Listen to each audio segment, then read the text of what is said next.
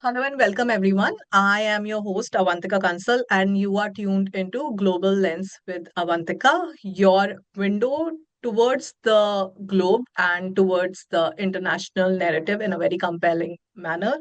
And today as a guest we have Seema Rajput Verma. Hello and welcome to the show, ma'am. Thank you. So Thank you for Seema, having me. thank you. Seema ji is the CEO of DVnity Serves. She is a prominent figure in the field of CSR and social activism, also a member of UN Commission on Gender Equality. She comes from a field of public policy and leverages that experience to drive change, addressing issues from gender equality to women's safety through ground level activism. So, ma'am, you are doing such a dynamic work in such a dynamic field. What got you into the field of social activism? Avantika, thank you for that wonderful opening and saying such wonderful things about me. I'm humbled. Uh, See, what got me into it, I'll tell you, I am a Holy Cross Convent High School alumni. Uh, my school, I should say, laid foundation for this. Uh, if you look at other, there are a lot of women from who've passed out from our school and who've really shining high in their fields, because I guess they taught us there, they taught us to speak up for ourselves, to speak up when something wrong is happening. Uh, but what happens is we learn certain things in school, certain things stay with us. As we grow, as the life takes over, things take over, some things get left behind. You get involved in various other things, your families start, your work starts, and then, you at times forget what was instilled in you. But then I think one incident happens and it all comes back. So, as you just said, Divinity Serves is my organization. Divinity Serves was formed with this thought process only. It was formed at a point where something triggered, something brought back what I was taught. It brought back the sense that, like, you have to be the voice at times for someone. You have been privileged enough to get the education. You've been privileged enough to see the world from your lens in a better way, so that kind of you give it back. Hmm. So I guess that giving back to the society was a game changer point for me, because I am someone who believes totally in karma. I believe in divine intervention. My organization is, I think, totally a divine intervention organization. So I believe everything comes full circle. Uh, I was going to a government school. I was called to a government school to speak about, motivating girls, bringing them up. So when I was there, I remember this was a school in a village in Haryana. And when I went there, I was just speaking to them. And then I generally, when I speak to students, I make it more interactive. I try to get them to speak as well. So when this all happened, one of the girls, she stood up, and then, she told me that, ma'am आप आज हमको बोल रहे हो, आज आप आए हो, हमें इतना कुछ बता रहे हो, अब आप चले जाओगे, इसके बाद कोई नहीं सुनेगा. I kind of thought about it, and then I said, but we do have the police, we do have the law enforcement agencies. But then it struck to me that, some link is missing. There is some missing link. So then after the program was over, I called that girl. She came with few of her friends, and I told her, I said, why did you say this? I was very curious. Uh, my I come from Thane, Maharashtra, which is near Mumbai. So the upbringing is very different. Yes, Haryana upbringing is very different. yes, yes.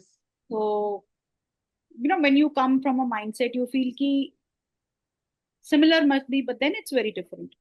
So I asked them, I said, why do you say that? Why did you say that? They are like, they told me the reality. They are like, ma'am, uh, we are getting molested Okay. at our own places, in our own communities. We cannot open our mouths. Aaj, you've come today, you're telling us that law is there for us. Today, you're telling us that there is so and so act for us. This will happen. We should go and stand up. She's like, ma'am, but once you go from here, who will come with us to report? Where can we do? And then who we will be shamed. There's social stigma. Where will we go? And then I thought, it kept with me. They took my contact details and everything, but that thought remained with me. I came back and it was there, and then I thought, it's time. And all my education came back to me, like how my teachers were so strong. I used to have a teacher, Judith Gonsalves. She was such a strong lady. I mean, the grit that she had.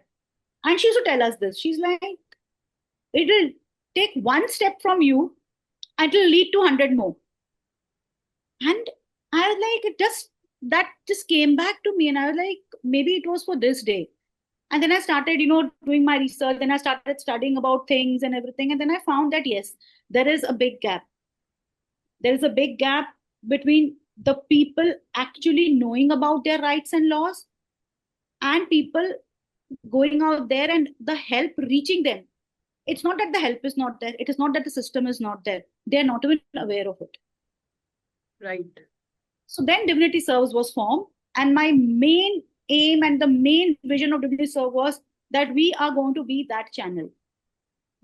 We are going to be there when you don't know whom to reach out to, where you don't have to fear telling what has happened to you, where you don't have to think twice, where you can tell, and where help will reach you. And you know that you will be put into the right place. So that's how Divinity Serves was formed. Wow. So, Divinity Serves has served more than 1 million lives. Any particular case that is close to your heart? I'm sure 1 million, 10 lakhs, huge. I mean, the figure is really big. But any one, two cases that you would like to share with us? Yeah, thanks for sharing that, Avantika. Even recently, I also came to know that the figure has reached a million, crossed a million. When you are working on the field, you seldom come to know about the numbers, to be very honest. And the work is such that every day that I go, there is every day a case. There is every day something happening, whether it is in POSH, whether it is in POXCO, whether it is domestic violence, something or the other is there. So it is like 12 years, if I go back, lots of cases have come up. Some have really been so terrible, they've hit so hard, they've traumatized me for nights. And then when justice was served, it has kind of given me some peace. I'll tell you two such cases which actually changed the way we work in Divinity Serves. One such case was of a girl.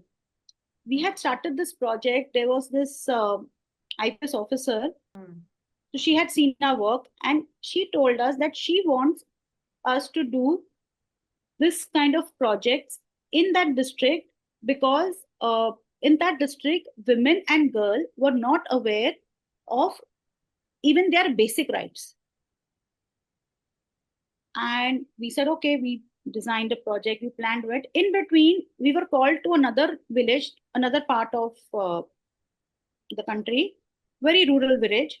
And there, that session was supposed to be done. And in between, my mind, it was like, I have to plan these sessions for Palwal, I have to plan a project. When I went there, that day I was taking the session. The program started, and we have a module how we go about it, because it takes time to connect to, because first of all, it takes us time to convince the sarpanch, to convince the principals that we are going to talk about sexual harassment, that we are going to talk about molestation, we are going to tell girls about their right, we are going to tell children about their rights, or we are going to tell women about their rights. First we have to deal with that, because you won't believe places like Noom. The moment you tell those principals that we are going to talk about sexual harassment, they will be like, not to do this in our school. Okay. Hmm. So there was this village, same thing happened. We went there, and the team called me to tell that, ma'am, they're not agreeing to do the awareness. They do not want us to talk about it. They are like, you cannot talk openly about sexual harassment. हमारे यहाँ पे ऐसी बात नहीं होती है, इस बारे में कोई बात नहीं होगी, आपको वैसे कोई बात करनी है तो आप करो, आप उनको कुछ पढ़ाई लिखाई के बारे में बताना है तो बताओ. So tell them about education, tell them about future, but don't talk anything about harassment, don't talk anything about gender based violence. And so I was like, okay, let me come.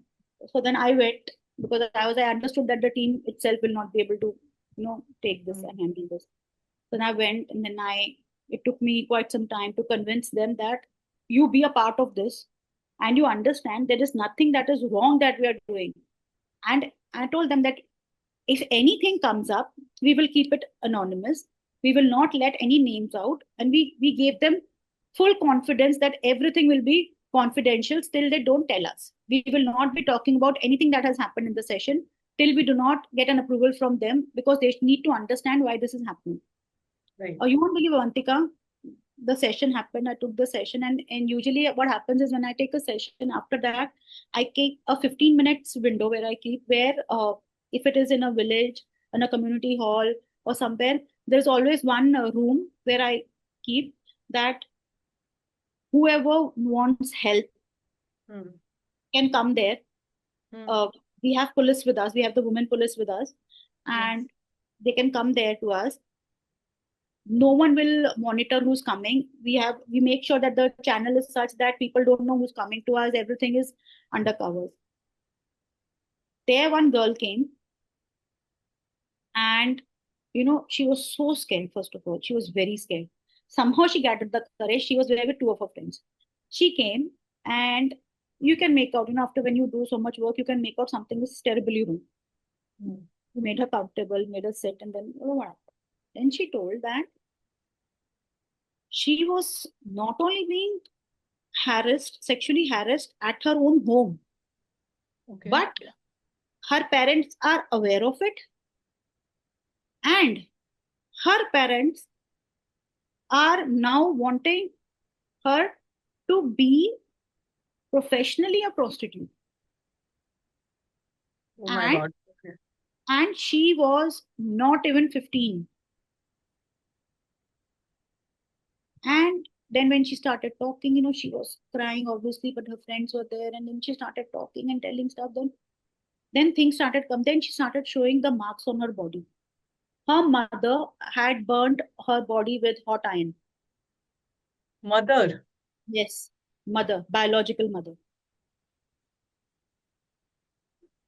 And all only so that she goes out there into prostitution so that she gets the money to run the house. So she was kind of trying to torture her so that she takes up that thing. Okay. And uh, being a mother, Hmm. it hit me really bad. Hmm. Yeah. We've heard cases where cousins do it to you. We've heard cases, stepbrothers, stepfathers, neighbors, uncles molesting girls, young girls. Hmm. A mother and biological mother and father doing is something we not heard of. I had not heard of. I had Hmm. not come across. Hmm. And when I saw those marks on her, it shattered me, Avantika. I tell I'm one of the very strong people, but I generally don't break down easily. It's very difficult to get me to shed a tear. But Hmm. that day, Avantika, I was shattered. I couldn't bear that, and she was such a sweet, innocent girl, and it kind of was like that trauma. I could see what she was saying. Yeah. You know, thankfully, because as I said in my programs, I totally work with the police. It was there. Hmm. The case was filed. Hmm. Today's time, justice has been done, but it took a while. But you won't believe it was terrible to get things, and I would say 3 years after the justice was done, I went back, and that girl said only she was full of life. She was doing Wow. good. Uh, And the only thing she told me was like, if that day you had not come, mm, I would have not been alive. And mm. it stays with me. I'm getting goosebumps when I'm talking to you now also. It stays with me. So that Yeah. is one case that is there with me. It will stay with me always. Yeah. Even I'm getting goosebumps. I mean, I'm telling you honestly, I'm literally when I'm saying this. This was Uh, one incident, and I think till I live, I will not forget that. I can never forget the face of that girl before and after. I can never forget that. And that entire episode. Second was my first posh male victim. mm, I'm professionally a posh trainer. mm. I'm a part of ICC committees. Yes. I handle a lot of posh cases. Mm, At times, we know what happens. At most 95, 96% of the time, yes, men are at fault. Until that point of time, it was always that women were victim. mm, Then it's a quite a renowned corporate that I was on panel with, and I'm still on panel with them. And their case came prima facie. It was that mm, okay, this manager is at fault. mm, Uh, the girl very nicely shared WhatsApp chats, shared call recordings, which mm. actually legally we are not supposed to keep. But in Posh, it is allowed, right? You can extract everything. No, no, you To back, but see, after that, this is I'm talking about way back when we Acha, started. okay. That time it Okay. was not allowed to have a recording without the consent of the other person. Right. And Okay. so now it is, of course, a part of it. We have now the technology has evolved so much. Ha, understood. Right, right. And Mm, so, prima facie, it was a posh. We registered the complaint under posh. It seemed mm, purely that the girl was a victim. When we started, and then because a part of my process in posh is I call the victim and the person who's accused. I call them separately. I'll talk mm, to them separately. mm, Once I start talking to them, I'll do one session with them. I'll do two sessions with them. And a mm, point of time when I feel both, I'll take both of their consent. If both of them agree, then I'll make them sit together. mm, So that times, things when you make them sit together, things come up that had not come in individual talks. mm, mm. So when we started doing this, and you won't believe Avantika because it was I can blame myself for that. I was of a pre mindset that no, the women are only victim. Mm. Ha, that's the typical mindset otherwise also. Yeah, women are Uh, victim. mm, I was also like a little stronghold against that man. That no, this is there. You've done this. You've crossed the line. Don't you know what this is posh? How could you send a message to her? This is a message you sent at 2 in the night. How can you be saying this to her and all? And after that, when he started crying in one session. He just broke down. okay. He broke down. Mm, And then again, a mind thinks that, he's doing it because he wants to escape out of it. mm, mm, And then after that, he calmed him down. Everything. And then he started showing evidences. So what had happened was that this female had nicely deleted and not shown us evidence from this guy's side because she thought no one will even ask. If it is a ask posh, him. yeah, no Yeah. one will ask him. It's a posh, action will be taken, things will be solved. Uh, This is how it happens, right? We just ask them prima facie, we'll call someone, we're like, you did this thing, and then we work on it, solved. uh, And so this guy, when he showed, we were literally, shocked that mm, this part of the story we did not know about. And then when Avantika, you won't believe when we saw that and we started connecting the dots, then we found that okay, initially it had started as a friendship between the colleagues. mm, But what happened was the girl found out, or the lady, she found out that this guy was having an emotional suffering at his own place in his own private life. okay. This lady, she then started manipulating this person, and she very nicely got him to do things. At the same time, she kept record of things so that she could one day use it against him in posh. Oh, so And this was all done on purpose. for purpose. And now it's very difficult Mm. to tell someone that you are actually doing something wrong.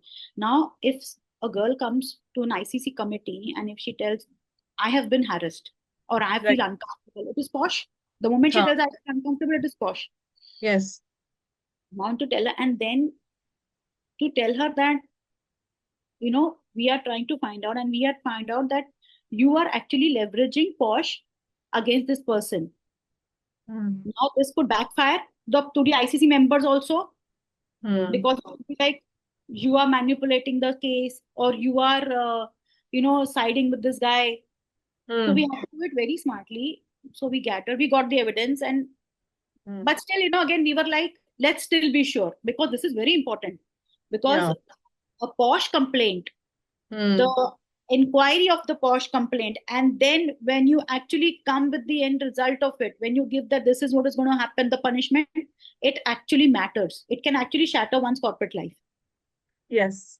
So then we went through it, we went very nicely. Then we thought that we will call this lady once, Mm. and all the members will be sitting together, and we Mm. will show this lady the facts, and we will have to, do it in a certain strong way. Mm. Thing happened, we called this, and she was literally unaware of anything. We called her, and then we made her sit, and then slowly we started asking her the same things again. Then Mm. when we started asking her the same things again, then there was a mismatch in what she had given us in writing Okay. the previous session and what she was saying now. Oh, oh, oh. And again, we're like, no, this is happening. And then finally, we told her, we've had the session, we have got this evidence.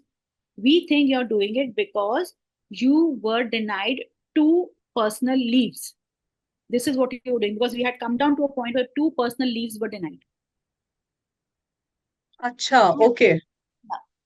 And then first we are like, no, no, no, this is not happening. You don't know, it has happened with me. I have witnesses. I have witnesses. We were like, okay, please call the witnesses. There were two, they were called. And then we told her to, you be out of the commission, we'll talk to the witness.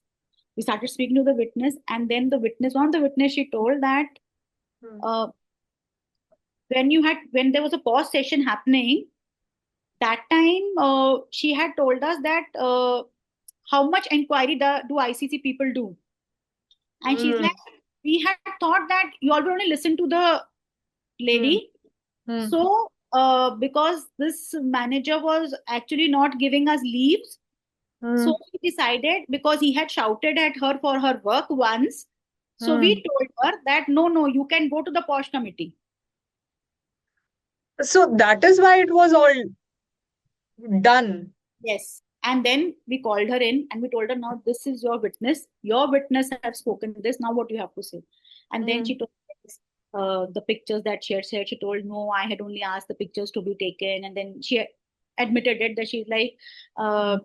I had, little thing. This was not happening. I thought he'll become my friend and he will, oblige me. But this did not happen. And the other day he turned out to be a professional. He did not pass my leaves. There was a promotion I was due, I did not get, and I thought that he did not give it me for this and that. So then she admitted, and she's like, I thought I'll go to the posh committee. It'll eventually go to the HR, and so I will have an edge. Oh, right.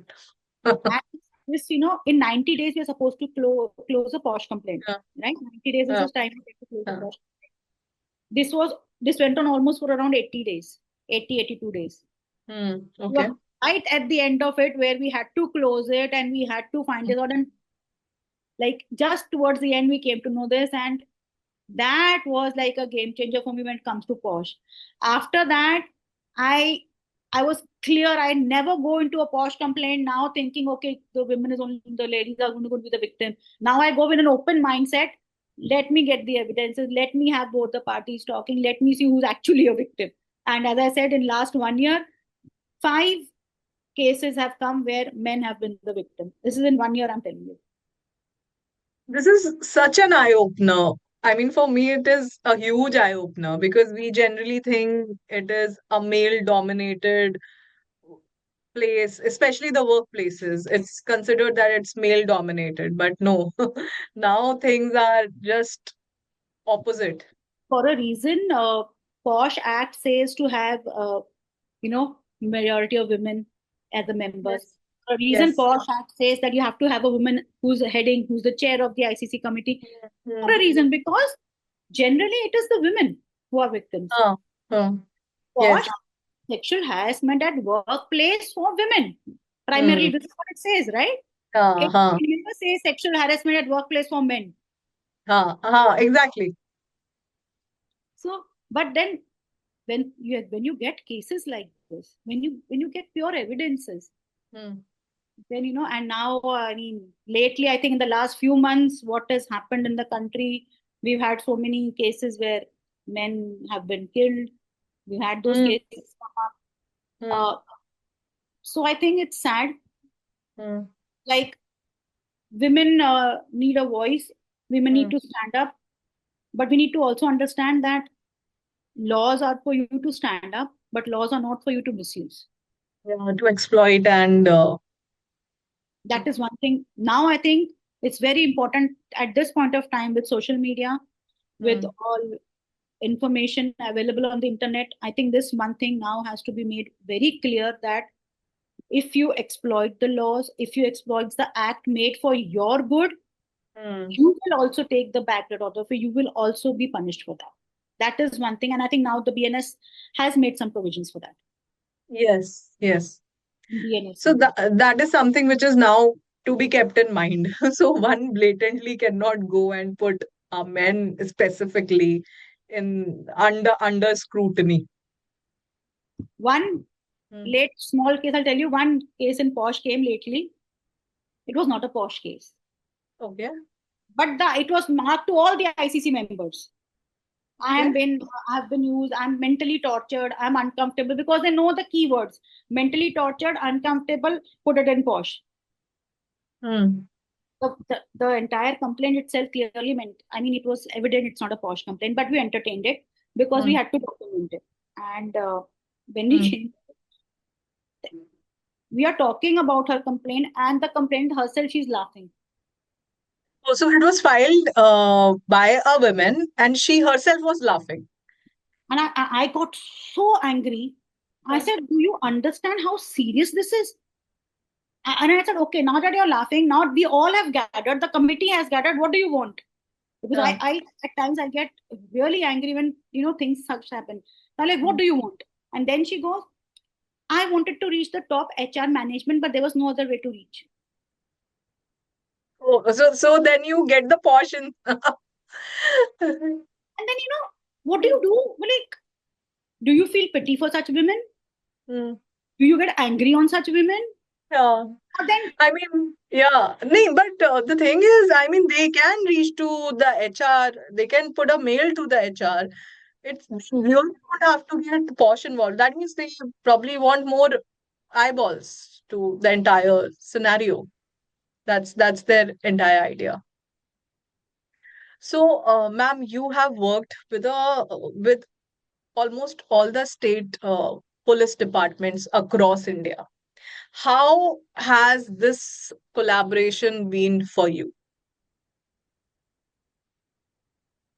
uh, Avantika, honestly, it has been one of the best collaborations. Hmm. From childhood, we watch movies. Hmm. If you see movies, police is shown in a very different picture there, Yes, absolutely. because I was working on sensitive causes. I was working on sensitive Hmm. issues which were totally relying on law and Yes. enforcement. Hmm. I had to reach out to the police. Hmm. And you won't believe, my perspective changed not 180 but 360 degrees when I met the IPS officers. Wow. They are so different. Hmm. When we talk of state police, when you Hmm. talk to the officers who are at the helm, they are Hmm. so different. They Hmm. have such progressive thoughts, they have Hmm. such clear minds, and they actually want to help you. They are there for you if you are actually a victim. It's not that they do not wish to help you. It's not that they are trying to run away. Hmm. I mean, I don't. I always say there is you have to take things with a pinch of salt, right? Hmm. But Hmm. thankfully, the states that we work with, the state policies that we work with, they have been so supportive. Those collaborations have actually helped us reach the most remote villages. They've helped us reach the most unaware people. Hmm. And it kind of has not only helped us, it has also helped the police. Because Yes. today, they also could get an eye opener to that, the information was not there. Hmm. Like Hmm. earlier, there were no women police stations. Yeah. Hmm. When such things started happening, when like me and other people, when we started getting all these programs, we started connecting, then there Hmm. was a need, not that you need to have a women police station because women are not uh, very open to go and talk about sexual harassment with the male officer. Yes. Yes. Absolutely. So then the thought process happened, there was a Hmm. policy change, and then we have women police stations now. Hmm. And generally, like CAW, crime against women, is a different Hmm. department altogether, right? Hmm. Police especially takes care of that department. You have women ACPs, you have women officers, you have lady officers, you have lady SHOs. So that is Hmm. taken care of. And Hmm. that has helped cases. That has helped people to come up. People are Hmm. today having the courage to go because they can openly speak about it. You know? So that is why I say the collaboration with state polices has been like the best for me. And out of that, also Haryana police, Hmm. and I would say Mumbai police. Oh, so Haryana police also. The top, at the top. Wow, because Haryana is a state where you find majority of such cases. I mean, maximum, being it female feticide or harassment, or even the recent case, which came of the tennis player. Yes. Such cases are a lot of cases, and a lot of those cases are never reported also. Yes. See, I'll tell you what happens. Again, like when we started, what I told you that we all have certain perceived notions, certain mindsets we all have. Mm. Haryana has been known for that. It has been Yeah. known as a state Mm. where women are not respected, where Mm. girl child is not a good thing, where the Mm. ratio is very bad. It was Mm. also, right? It It has was, yeah. was Huh. it Huh. improved over the years. Uh, but I'll tell you what, Mm. the cases when you say per se, so Mm. Haryana, as you said, most number of cases, no. There Mm. are cases, but Mm. they are not the most number of cases. Okay. Most number of cases are from two other states. I cannot name the states right now. Two other Okay. states. They are Okay. most there. Haryana does not have the most cases. But Mm. yes, the highlight becomes Haryana because a point of time, as you said, female feticide was really high. The ratio was really Yes. bad, and that is why. Yes. But Okay. when you talk about sexual harassment, cases are there. Villages things happen. Women Mm. are not aware. Awareness, I would tell, yes, across India, not Mm. only Haryana, across Mm. India, more than 80% women do not know what their legal rights are, do not know what acts are in place, do not Mm. know what to do. Right. So Haryana per se is not the problem. Because Haryana is so highlighted, Mm. that is one reason that you will find here there are more measures in place now. Mm. Right. Right. It's so More, actively involved more scrutiny also now. because they know that other places 10 things will happen, they'll not be into the highlight, but here one thing will happen, it'll become a highlight. Mm. Mm. So here, if you see places like Gurgaon, Mm. Gurugram is a high-tech city today. Yes. It wasn't when I came here. It wasn't. It was Mm-hmm. kind of a village only. Yeah. In Mindsets they were very different. patches. Yeah, but still patches it is. It is. If you have the urban Gurugram, you have the rural Gurugram. But Yes. the thing is, here women are strong. They are strong-headed women. Hmm. And you won't believe there is a percentage of highly educated women in cities like Gurugram in tier one cities Yes. who actually are victims Okay. of sexual harassment, of Hmm. molestation at their home, of domestic violence, but they are not opening their mouth. They are not willing to go out there and complain. They are in that situation. They put on a facade to the world. At the same time, now if you go to the village parts, Hmm. there you find women have the communities where the village women have Hmm. now started gathering the courage, have now started grouping together, and they become the voice for one woman if something wrong is happening. They become so strong enough.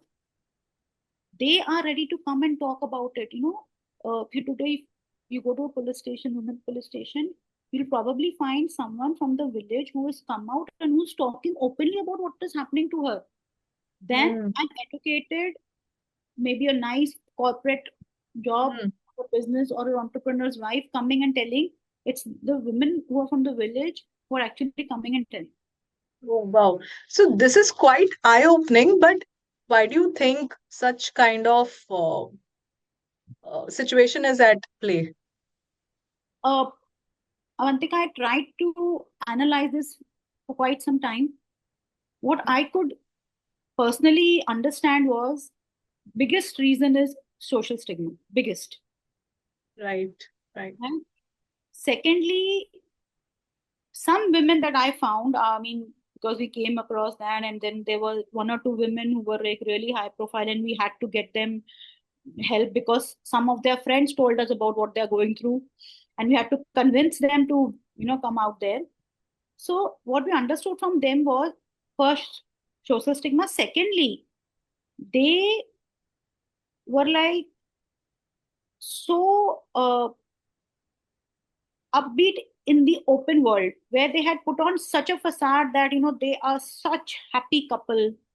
They Hmm. had put their husbands on such pedestals that now they found it difficult to go out there and speak that this same person was actually abusing them. Yeah, yeah. So it's the image that they have. And there were also a part where they said that their families Hmm. will not accept it. Hmm. Their families are high profile families. Their families will not accept a separation. Their Hmm. families will not accept a divorce. Their families do not want to the court. Their Hmm. families do not want things coming to the media. So we are we are just taking it slow. We'll try, and the same old that women tell, someday things will improve or Hmm. something will happen someday. So they're living with that. Okay. Now, what is happening with the village women is Hmm. when we go, we know the awareness is now. We try to put the awareness now. Dial 112 is a very good thing that it runs across the country also. Things like this awareness has happened. Now women know. They know, Hmm. most of them know about this village women. They come to know ki, you have the right. Hmm. Act is there with you. They Hmm. become strong. Yes. So now they are not scared because for them that image is not there. Huh. That social stigma for them is lesser, Yes, much and for lesser. them, they don't Hmm. have to stick to that one image that they've made. So they Yeah. openly tell, this is what happened with me. He did this with me. She did this with me. They'll openly tell about it. Mm-hmm. And then they also look at it that tomorrow when they get back, then their families kind of see it as like, our daughter stood up. Now injustice has been served. One person justice served, then they kind of become the role model for others. Mm. That's what happens. They are not scared of losing an image of a false thing that they've put out there about themselves. They're not scared about it. That is the Mm. difference. This is what my analysis has been so far. Okay. It's a good observation. I mean, something very new that I'm coming across. So, ma'am, you have worked on international level. You have been working with UN when it comes to gender equality. Tell us more about it. Your experience. How has it been when you have interacted with various countries across the world? See, when we talk about UN platforms, Mm. so I am a part of my country, right? I know something that happens in my country. I've born and brought up here. I know what I'm seeing, or what I'm hearing, what happens here. When you Mm. go on an international platform Mm. like UNCSW, gender-based Mm. violence platforms of the UN, when you're sitting in that room, Mm. uh, there are people from countries you've not even heard of. There are Mm. certain countries you've not heard the names of. I was not aware of Bogota as such. I'll be very honest. Mm. I Right. had not known about that Mm. country that much. Even if Mm. I must have read it somewhere, I had no clue about it. Mm. So, there are countries that you've not known. There are people, there are representatives coming from that country. There are people from that country. And here, I am there and I'm thinking, oh, this domestic violence is happening in my country.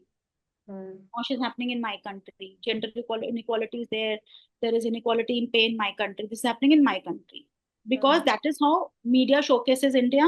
That is how, we get to see everywhere that this is happening in India because India is a developing country. Yeah. You're in the international forum, there are developed countries there. There are Mm. developing countries there. There are underdeveloped countries there. But Yes. gender-based violence, gender Mm. inequality, Mm. sexual harassment is one Mm. issue that remains stagnant across all countries. Yes. This is an eye opener when you go on an international platform. Mm. The pain is the same, the Mm. harassment is the same, the Mm. difficulties in law is the same, Mm. the gap between law enforcement agencies, Mm. awareness, and people is the same. Mm. Mm. So it's not that one village, one rural village in India is not aware of the laws of the legal things in place, or only there one woman is being harassed sexually by her husband or whatever. At the same time, we think that in the US it cannot happen. US is such a forward economy, Mm. such a forward country, but it is happening in the USA also. It is happening in the UK also. And then you realize that, okay, this is something which is common. Mm. My country is not the only one where this is happening, or Mm. I'm not that only we are experiencing this. This is happening across the world. Mm. And then you understand what are they doing. Mm. Right. Then you take that learnings. Mm. Okay, one country this was happening, so we have Mm. case studies, we have Mm. white paper documents. So then you Mm. come to understand that this was happening, this was one of the major issues. This Mm. is the kind of policy they tried to adopt. Mm. This policy ran for 3 years, and this is the outcome. Kind of these numbers had come down. Right. And then we Mm. try to see, can we bring it back to our country, Mm. Mm. right? Because policing is the same. Right. Policing cannot be different. Mm. Policing is the same, right? Mm. But what happens in the law and act, Mm. that will differ depending on your population. Right. Today, if we have a population of 1.5 billion people in our country, Mm. and if you compare that population, the problems that population will have with a country that is having very less population, and you just try to just incorporate what policies they have completely into our country, it will not work. You Right. have to understand what policy will work in our country, in our people. Mm. Our country started being a country, matriarchal country, then patriarchy took over. Then again, we are coming up to equality. But there are Mm. countries where patriarchy has not been there, no? But Mm. still, they're having the same issues. Mm. So that Right. difference will always be there. So you have to understand what policies Mm. you can adopt. Certain Mm. things you can see, certain little programs that they're doing, uh, problem at the grassroots level, what they're doing, and that has helped them.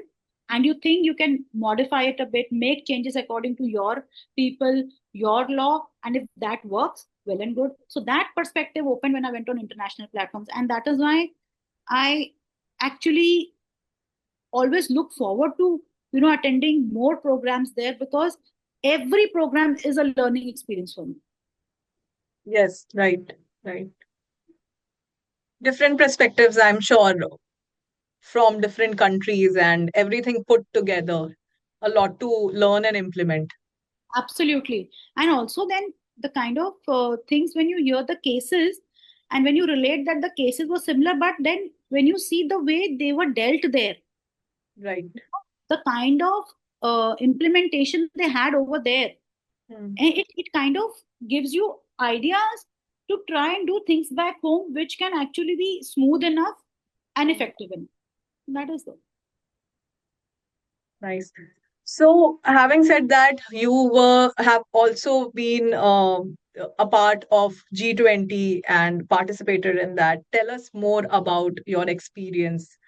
Um, so G20. I was a part of a lot of paper submissions, survey submissions, and also a part of a lot of panels that were happening on gender equality and gender-based violence. Primarily, I was a part of a group which is a female quotient. It is led by Shelley Zellis. okay. So she had invited me and a few other women across India Hmm. to be a part of that. So I was primarily a part of those panels, those studies, and those surveys. My team uh, came up with a lot of policy changes that can happen. So that are kind of papers that we shared and the information that we shared. And Hmm. again, because it was G20, Hmm. as I said, there was international thing coming in, people coming in different mindset, or the discussions were very different. Right, right. So, ma'am, this was during 2023 when India had the presidency, right? Okay. That was 2020. It was in September 2023. Yes, yes. So, how was that experience? The entire, again, so many other people were also there. See, for me, it was because I have been in with the UN panels for more than 6 years now. So I was all, like, that exposure was there, and I was meeting a lot of people. So many people I knew were a part of that G20 process also. They were there coming down. They've come down from different countries, from UK, from Mm, US, from Africa, from Middle East. Many of them whom I knew already were a part of it. So it was a good interaction. So I already knew about it. But what I take away back from that was when I saw, because it happened in India, one mm, of the programs happened in Gurgaon mm, itself. So that was a very different thing when I saw that women over here, when those students and women they attended those programs, mm, when I saw the learning that they were taking back, and when I saw the questions that they had, mm, I know that uh, you see the joy of learning that they were having at that point of time, or eye-opening experience that they were happening, that was a big takeaway from me, because I thought, see, things like these can actually give way or give light to so many new generation girls. They were mm, looking up to it. They were getting surprised, like they were from good schools and they were like, still, this is happening across the world. This is happening. We can do this. And, they could ask questions. And then, there were people from across the globe coming. And when they were answering their questions, they were feeling very enlightened. And they were so inspired by whatever they were hearing. So that was a very good experience for me to see the girls from my country, see the women from my country getting exposed to that experience which I have been privileged to have, and that's something that I have been enjoying and learning, and now they are getting it, and to see their expressions, to see how uh, happy they were or how content they were, that was a very good feeling. wow, I'm sure. So, just, the last point of discussion here, what's what's that one message that you would want to convey to the young women and social leaders who want to create systematic change, the kind of change which you are creating, and they look up to you. There's so many girls who don't know about maybe divinity serves, but might want to work in this capacity. So, what is your message for them? Avantika, Mm, see, I believe in very simple things in mm, life. So I always believe that lead by your soul, mm, but build by your sense. mm, Very simple. mm, We are humans. mm, When we see something wrong happening, something bad happening, something internally hurts us also. Hmm. We want to be there to help. We want to be a part of that, solution. We Hmm. want to go out there. And when we are young, we have that zest, we have that energy, and we feel that, we can do it. Very good. But you need to tap that energy. So, as I said, lead from soul, but build it from sense. So, start Yeah. small. Hmm. Start small. If you want to make this your career, Hmm. first, I would say get good education. Hmm. First step, get good education. Get yourself to understand the world scenario, to what cause is closest to your heart. Hmm. Do more study on that, and work in organizations who are leading these issues, who are leading the solutions. Work on those organizations, and when you work with those organizations, you will gain the experience. Then in the meantime, you can start thinking, this is different that you want to do, you want to build. Again, one step at a time. Hmm. Do not burn your hands in the fire. Always I tell everyone, it's good to help, it is important to help, but don't jump into an argument, don't jump into a solution where instead of you helping the victim, you also end up becoming a victim. Yeah, that's the tricky thing. First, to gather that kind of courage and just to have that kind of wisdom to be able to draw the line.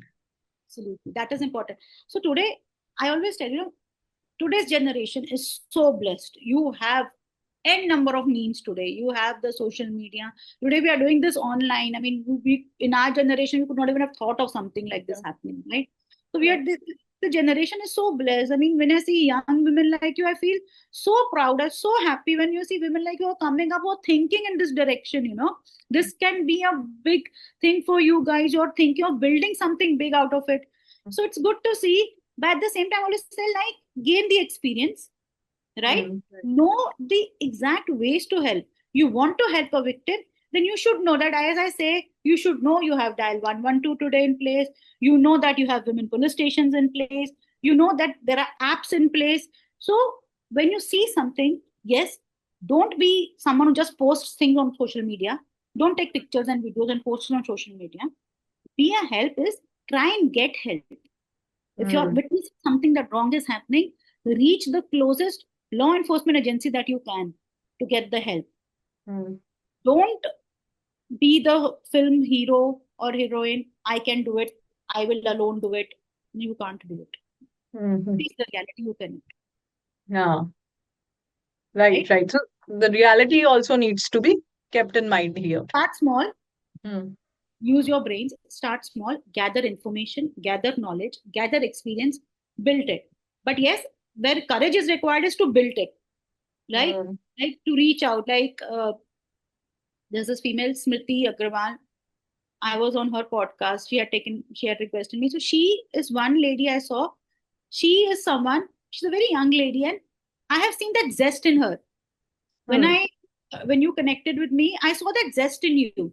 When I Yeah, see that I've seen zest that in podcast. I've actually seen that podcast. so I have seen that zest in you also. No? So when I see that, I know that you have that vision to build something bigger. At the same time, you'll have the heart to be there to be the solution. So that is important. Hmm. Don't just do things because someone is doing it. Do it because it should Yeah. be within your soul. Coming from within, yes, absolutely. Absolutely on this. So, ending on this note, Seema ji, thanks a lot for your time. This is a very, very valuable conversation that we had. Very valuable. And I'm sure it will help a lot of people in a lot of spheres of life. Especially, I think, it should be providing a lot of motivation to the girls who are still being harassed somewhere and should help them to come forward and put their voice forward. Thank you for having me, Avantika. And I'll tell you that honestly, when the generation after me is like you, Mm. people like me can be rest assured things are going to be in safe hands. So where Yeah. we cannot reach, I know you guys will reach. I know that y'all are going to put all the means together to actually create something big. And that is going to lead to actual changes. So all the best to you and thank you for having me. My privilege. Thank you. Thanks a lot.